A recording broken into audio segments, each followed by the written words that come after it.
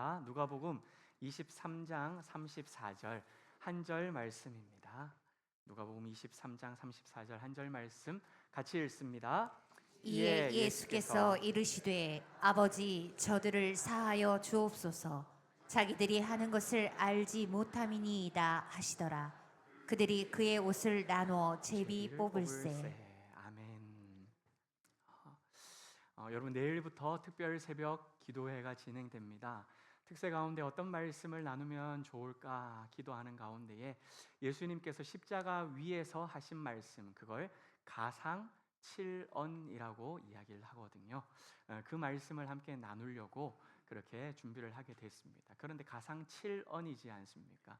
월화수목금토 특세를 6일 진행하는데 7언 중에 어떤 말씀을 빼야 될까 고민하는 중에 주일부터 시작을 해야 되겠다라고 해서 오늘부터 예수님께서 십자가 위에서 말씀하신 가상 7언을 함께 나누고자 합니다. 이 말씀 시중에 보면은 신앙서적 중에 예수님의 가상 7언, 가상 7언이라는 책들이 많이 있는데 저도 예수님의 가상 7언이라고 하는 책을 또 읽고 묵상하면서 준비한 말씀을 여러분과 함께 나누도록 하겠습니다. 여러분, 예수님께서 십자가 위에서 하신 첫 번째 말씀이 용서였습니다. 용서. 아버지, 저들의 죄를 사하여 주옵소서. 여러분들이 읽은 오늘의 말씀이죠. 이게 바로 예수님께서 십자가에 하신 첫 번째 말씀이었다는 것입니다. 예수님께서 이 땅에 오시고 십자가에 죽으신 목적, 그게 무엇일까요? 오늘 말씀 이 한 구절 안에 다 담겨 있다는 것입니다. 우리 죄를 용서하시고 구원의 길을 열어주시기 위하여서 주여 저들을 사하여 주시옵소서, 용서하시기 위하여 십자가에 죽으셨다라는 사실이죠. 그러므로 십자가는 여러분 용서입니다. 한번 따라하겠습니다. 십자가는 용서입니다. 네, 여러분, 십자가는 용서예요.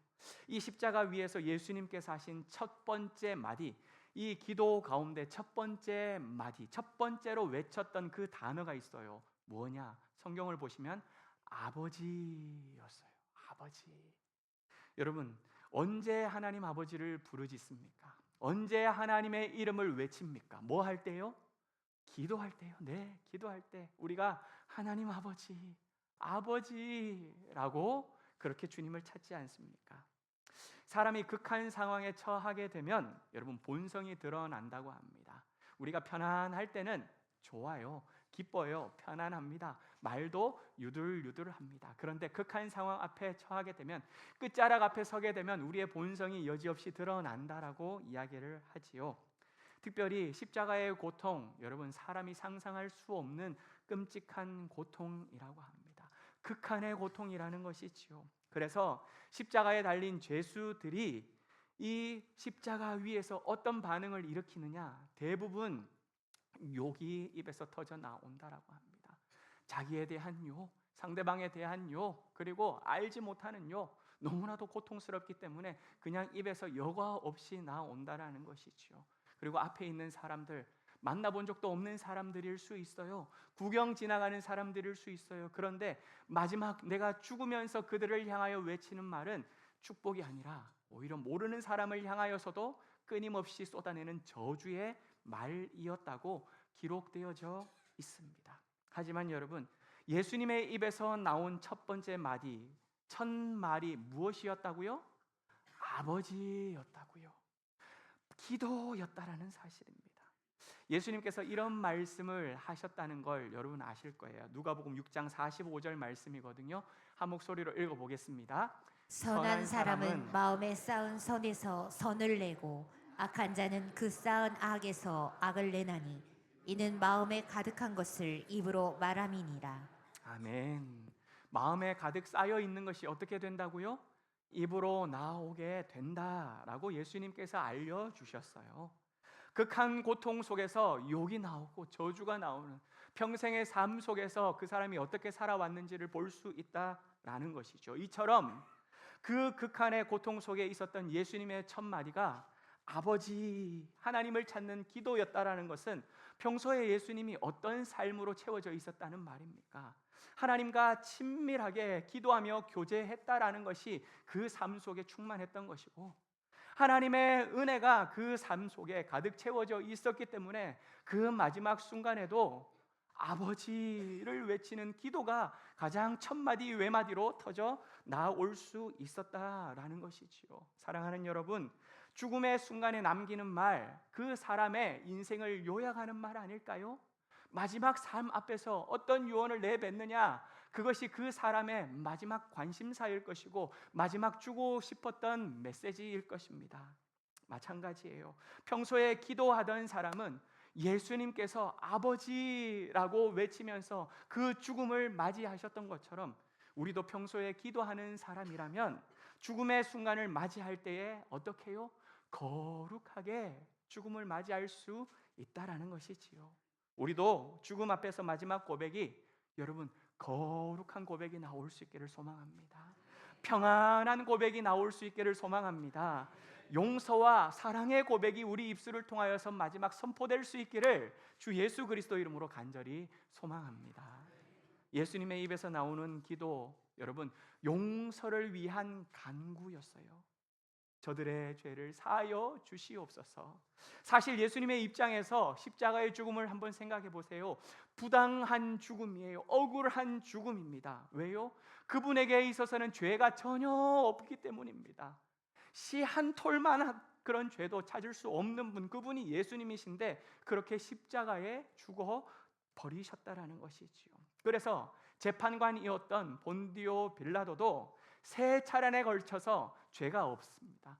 죄가 없다고요. 도대체 죄를 찾을 수가 없다라고 예수님의 무죄를 선언했었습니다. 하지만 민중이 두려웠던 거예요. 발을 구르고 있는 민중들, 나를 어떻게 이 재판에서 혹여나 그들을 따르지 않으면 나를 어떻게 해야 할까? 그것이 두려워서 어쩔 수 없는 상황 가운데 사형을 집행해 버렸다라는 것이지요. 이처럼 억울한 고난을 당한 예수님, 억울한 죽음 앞에 놓여졌던 예수님이지만 그분의 입에서 나온 첫 마디가 뭐였다고요? 저들을 사하여 주옵소서, 용서였다는 것입니다.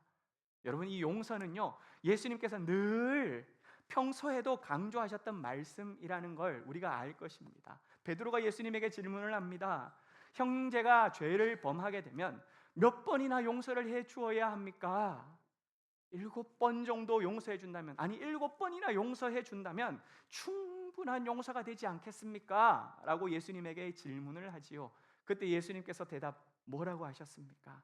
7번뿐만 아니라 7번을 70번씩까지 그렇게 용서해 주라.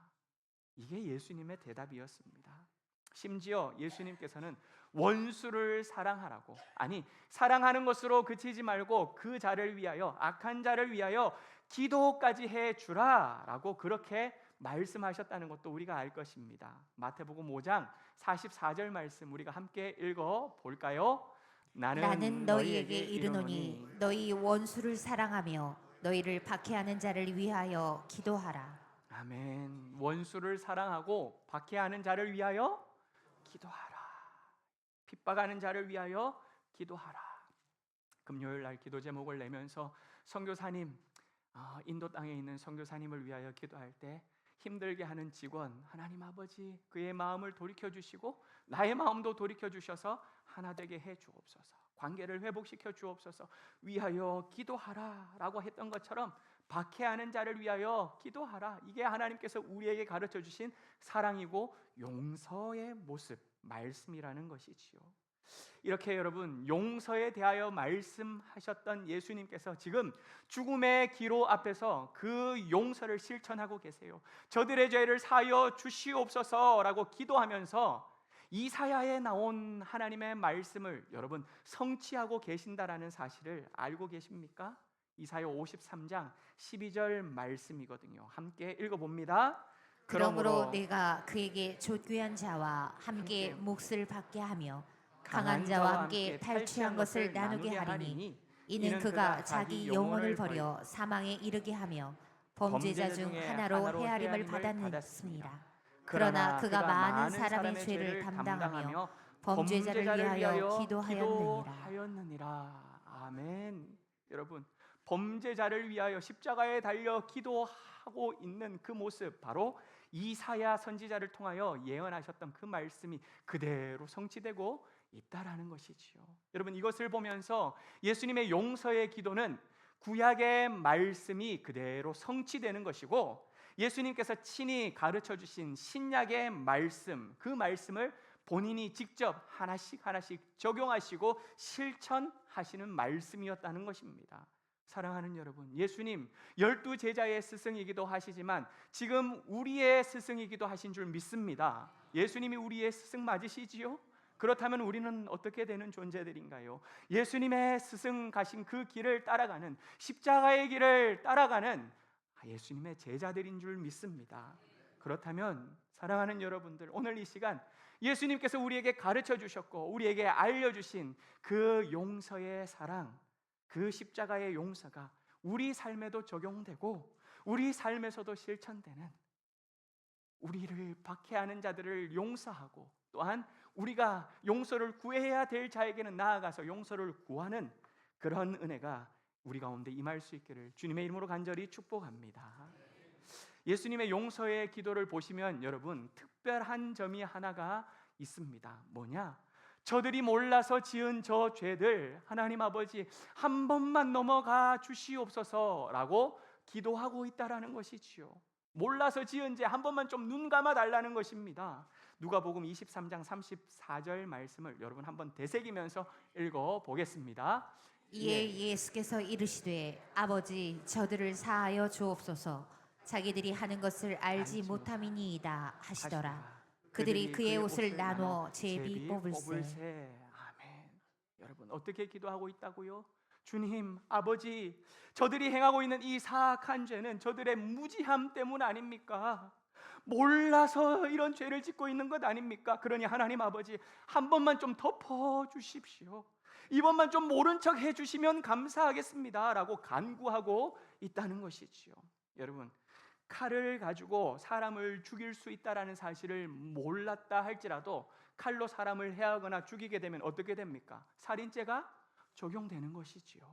나는 정말 무지했습니다. 이걸 가지고 가게 되면 이게 절도죄가 된다는 걸 저는 전혀 알지 못했습니다 라고 이야기를 한다 하더라도 남의 물건을 슬쩍 훔쳐서 가져가면 여러분, 절도죄가 되는 것입니다. 그런데 그 죄들이 어린 아이들에게 있어서는 어떻게 될까요? 그 죄를 유예하는 경우가 생기지 않습니까? 왜요? 정말 무지했기 때문이라는 것입니다.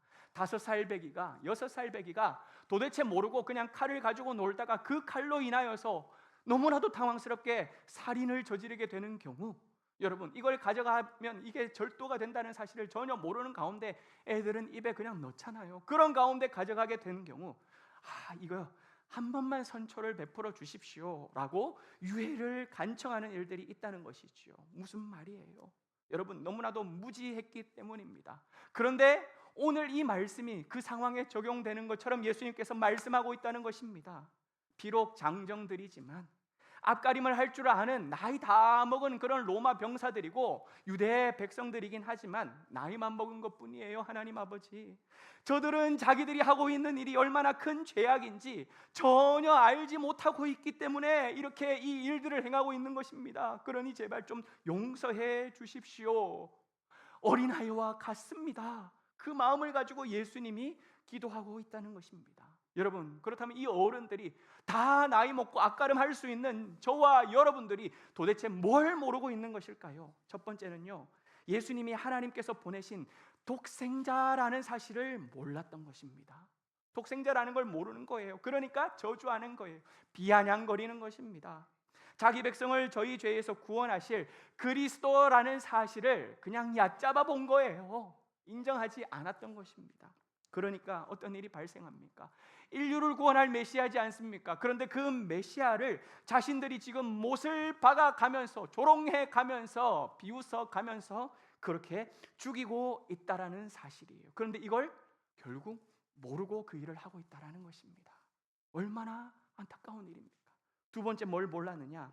자신들의 행동이 하나님의 말씀을 하나씩 성취해 가고 있다는 사실을 몰랐던 것입니다. 여러분, 누가복음 23장 34절 뒷부분에 보면 예수님의 옷을 나누고 제비 뽑는 장면 말씀이 나옵니다. 그런데 이 예수님의 옷을 나누고 제비 뽑는 장면은 시편 22편 18절 말씀을 이루는 내용이에요. 한번 보세요. 내 겉옷을 나누며 속옷을 제비 뽑나이다. 여러분, 언제적 말씀이에요? 예수님의 죽음과 아무 상관없이 기록되어졌다라고 느껴지는 이 시편의 말씀이 오늘 그대로 성취되고 이루어지고 있다라는 것이지요. 그리고 예수님을 여러분 어디에다가 매달았습니까? 십자가지요. 그 좌우에 누가 있었어요? 흉악자들이 있었습니다. 그걸 강도라고 표현을 하고 있습니다. 세상 앞에서 사람들에게 무시당하는 너무나도 극악무도한 자들, 그들이 바로 예수님 좌우에 달려 십자가에 못 박지 않았습니까? 이를 통하여서도 여러분 이사야 53장 12절 말씀이 이루어진다라는 사실 한번 보실까요? 노란색 글씨예요. 이는 그가 사람들 앞에서 뭐로 취급당한다고요? 범죄자 중 하나로 헤아림을 받았느니라. 여러분, 예수님이 범죄자입니까? 아니요. 말씀드렸잖아요. 죄가 전혀 없으신 분, 그분이 예수님이신데도 불구하고 행악자들 좌우 사이에 십자가에 달려 있음으로 말미암아 사람들에게 행악자처럼 범죄자처럼 죽어 마땅한 존재로 그렇게 헤아림을 받게 되었다. 이게 바로 이사야에 기록된 말씀이 오늘 이 시간 그대로 성취되고 있다라는 것이지요. 그런데 이걸 아무도 아는 사람이 없었다라는 사실입니다. 그리고 세 번째는 지금 자신들이 얼마나 큰 죄를 짓고 있는지를 몰랐습니다. 여러분, 이들은 사형을 집행하는 사람들이었어요. 사람 죽이는 일, 밥 먹는 횟수만큼 하는 사람들, 이 사람이 사형 집행관들, 로마 군사들이었습니다. 그날도 어김없이 주어진 사형 집행 날짜, 횟수, 대상자에 맞춰가지고 그렇게 십자가 사형을 집행하는 중이었습니다. 늘 하던 일을 오늘도 한다라고 생각을 했던 것이지요. 하지만 여러분, 그들은 지금 죄가 전혀 없으신 분을 십자가에 달려 죽이는 죄인으로 취급했던 것이지요. 놀랍게도 여러분, 하나님을 죽이는 자들이 되었다라는 것입니다. 누구를 죽였다고요? 하나님을 죽이는 자, 하나님을 죽이는 자. 이처럼 그들은 지금 자신이 도대체 무슨 일을 벌리고 있는지 아무것도 몰랐다는 것입니다. 너무나도 무지했기 때문에 그래서 웃으면서 대못을 갖다 박으면서 하나님을 십자가에 죽이는 저 처참한 십자가형을 집행하고 있었다라는 것이지요. 하지만 여러분, 로마 군인들만 몰랐을까요? 로마 군인들만 몰랐을까요? 아니지요. 우리도 모르는 것은 마찬가지예요. 매 한 가지입니다. 여러분, 도대체 여러분들은 뭘 알고 신앙생활하고 계십니까? 생명까지 바치신 예수님의 사랑을 우리가 모르고 살아가고 있다는 것이 얼마나 큰 죄인 줄 아십니까? 예수님의 사랑을 모르고 살아가는 것. 오늘 이 성찬식이 있는데 이 성찬식이라고 하는 이 자리, 은혜의 자리, 내 죄를 깨끗하게 씻어내는 이 귀하고 복된 자리, 이것을 모르고 살아가는 것, 이게 가장 큰 죄라는 사실인 거예요. 여러분, 예수님의 사랑을 전하는데도 거부하고 멸시하는 것, 이건 너무나도 큰 죄악이라는 사실이에요. 우리가 복음을 전합니다. 정말 내가 믿는 예수, 내가 알고 보니까 예수를 믿어야지만 구원한다는 사실을 알게 되었어요. 이 기쁨과 감격, 나 혼자만 누릴 수 없어서 내 남편에게, 내 자식들에게, 내 지인들에게 그렇게 전하는데도 불구하고 로마 군인들처럼 멸시하는 거예요. 비아냥거리는 거예요. 그냥 웃고 넘기는 거예요. 대수롭지 않게. 야, 그러면 내가 날 구원하지, 그냥 나 종교를, 나 신을 믿고 살아가는 사람들 여러분 얼마나 많은지요. 그런데 이게 감당할 수 없는 너무나도 큰 죄라는 사실입니다. 교회를 다닌다고요? 여러분, 예수님을 믿는다고요? 예수님의 보혈이 내 죄를 사해 주신다라고 하는 이 귀하고 복된 말씀 앞에서 아유 뭐 그러면 감사하고 또 그 아니면 그냥 말고 그냥 이렇게 교회 나와가지고 사람들 만나고 식사도 하고 교제도 하고 이러면서 사는 게 인생 아니겠어? 라고 생각을 하면서 예수의 보혈이 내 죄를 사해 준다라는 이 말씀의 은혜를 받고 그 말씀을 붙들고 천국을 소망하는 삶이 아니라 그렇게 사함 받아도 감사하고 뭐 아니면 말고 그러다가 그냥 이렇게 살면서 그냥 인생 끝나는 거겠지, 건성건성으로 여기면서 설렁설렁 교회에 나오는 그러한 자들이 있다면 이것이야말로 가슴을 칠 너무나도 큰 죄인 줄 여러분 아실 수 있기를 바랍니다. 여러분, 이게 큰 죄라는 거예요. 사람들이 똑똑해가지고 여러분 다 아는 것처럼 보이고 우리는 살아가요. 다 아는 것처럼. 그래서 내 아는 지식을 서로 자랑하면서 도토리 키재기하면서 그렇게 살아갑니다. 예수님에 대한, 복음에 대한, 성경에 대한 지식들도 내가 더 아는 것 한마디 더 하면서 그렇게 살아가지요. 제일 그렇게 자랑질하며 사는 사람 여기 앞에 있잖아요. 여기 앞에. 그렇게 우리는 다 알지도 못하면서 자랑하며 살아가는데, 여러분, 죄를 짓고 끝까지 하나님 앞에 반항하게 되면 지옥으로 가서 영원한 고통을 받는다는 사실, 여러분, 우리가 그걸 제대로 모르고 살아간다는 것입니다. 예배 자리에 나와서 성찬을 하는데도 불구하고 그것에 대하여 깊이 알지 못하면서 살아가고 있는, 신앙생활하고 있는 저희들도 있다라는 것이죠. 뿐만 아니라 여러분, 지역이 얼마나 고통스러운 곳인지, 얼마나 괴로운 곳인지 알지도 못하면서 알려주었을 때 또한 어떻게 합니까? 알려고 들지도 않는 거예요. 알려주면 그런가 보다, 믿어지지 않으면 하나님 나도 믿게 하여 주시옵소서, 성령을 의지하고 기도해야 되는데 그냥 그런가 보다 넘겨버리는 이런 어리석음도 있다라는 것이지요. 그런데 여러분, 지금 예수님께서 어떻게 하고 계십니까? 이러한 인간들의 무지함을 보시고, 이러한 인간들의 어리석음을 보시고, 무지해서 지은 죄를 뭐 해달라고요? 제발 좀 덮어달라고요. 이번만 좀 넘어가 달라고요. 다시 한번 기회를 더 달라고 예수님께서 십자가에 달려 저 어리석은 백성들 주님 용서해달라고 기도하고 있다라는 것이지요.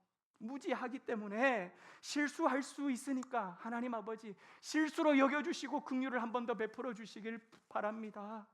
믿지 않을 때는 알지 못하기 때문에 믿지 못하는 것 아닙니까? 이제는 알게 될 때가 언젠간 올 테니까 하나님 그때까지만 제발 좀 모른 척 해주시길, 눈만 한번 좀 감아주시길 간절히 소망합니다.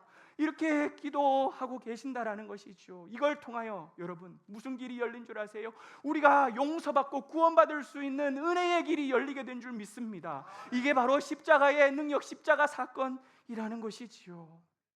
사랑하는 여러분, 이 십자가 용서의 기도를 쏙 빼닮은 기도가 있는데 어떤 기도인 줄 아세요? 스데반이, 돌에 맞아 죽는 그 스데반이 하나님 앞에 올려드렸던 기도였습니다. 사도행전 7장 59절에서 60절 말씀 함께 읽어봅니다. 그들이 돌로 스데반을 치니 스데반이 부르짖어 이르되 주 예수여 내 영혼을 받으시옵소서 하고 무릎을 꿇고 크게 불러 이르되 주여 이 죄를 그들에게 돌리지 마옵소서. 이 말을 하고 자니라. 여러분, 잔다라는 말 무슨 말일까요? 죽는다라는 말이죠. 그런데 성경에서는 죽는다라고 이야기를 하지 않고 잔다라고 이야기를 합니다. 무엇 때문입니까? 우리 주님께서, 부활하신 주님께서 다시금 스데반도 다시금 살리실 것이기 때문에 잔다라고 표현하는 줄 믿습니다. 그런데 이 스데반이 자기 전에, 죽기 전에 뭐라고 기도했다고요? 주여 저들의 죄를 그들에게 돌리지 마옵소서. 마옵소서. 저들을 용서해달라라고 하는 기도였습니다. 여러분, 그 기도의 결과로 무슨 일이 일어났는지 우리는 다 알고 있어요. 스데반의 죽음에 직접 관여했던 사람이 있었습니다. 전부 다 돌을 들고 스데반을 향하여 던지려고 할 때 겉옷을 맡아줄 사람이 필요하겠지요. 그걸 받아든 사람, 그 앞에다가 다 모아두고 어서 돌을 던져라라고 부추겼던 사람 누구였습니까? 사울이었죠. 바울이었어요. 그 바울이 스데반의 기도로 말미암아 하나님의 은혜로 용서를 받고 이제는 복음을 전하는 사도가 된 줄 믿습니다. 이게 바로 용서의 기도의 역사고 은혜라는 사실이지요. 사랑하는 여러분, 오늘날 우리가 구원받을 수 있는 이유가 무엇입니까? 예수님의 용서의 기도 덕분에 우리가 구원받게 되는 줄 믿습니다. 예수 그리스도의 그 십자가 사랑 덕분에 우리가 이 자리에서 성찬에 참여하고 예수님의 살을 먹고 예수님의 피를 통하여 우리가 흰눈과 같이 양털과 같이 씻음을 받게 된다라는 사실이지요. 여러분, 로마 군사뿐만 아니라 우리도 예수님을 못 박은 자들 아닙니까? 아니, 그들이 못 박은 것이 아니라 오히려 내가 못 박은 것 아닙니까, 여러분? 내 죄로 인하여 예수님이 죽으셨잖아요. 내 무지함 때문에 예수님을 우리가 못 박은 거지 않습니까? 나의 어리석음 때문에, 나의 교만함 때문에 여러분, 내가 써야 할 가시면류관, 내가 찔려야 할 그 창, 내 마음에 교만이 가득하고 내 머리에 교만이 가득하기 때문에 예수님이 대신하여 가시면류관을 쓰시고 허리에 옆구리에 창을 찔리신 것 아닙니까?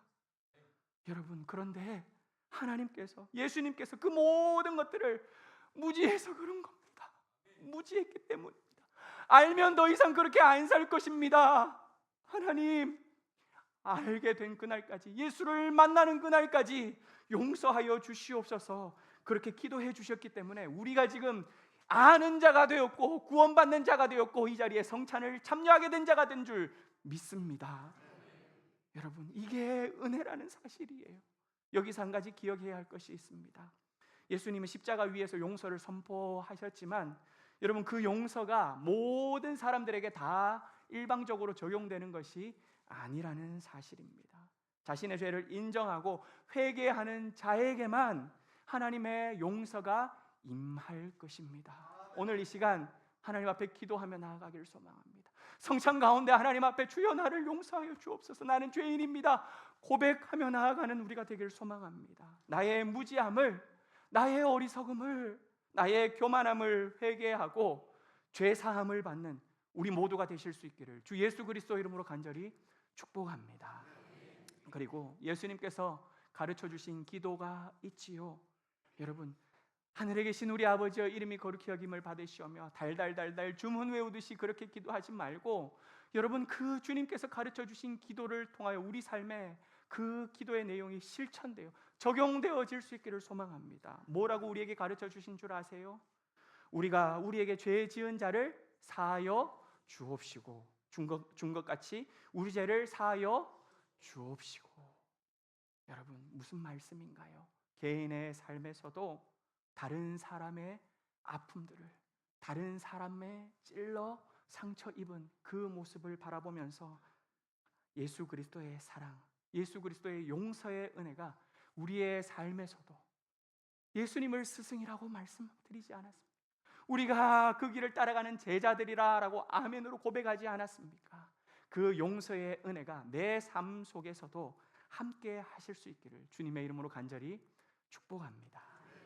이 시간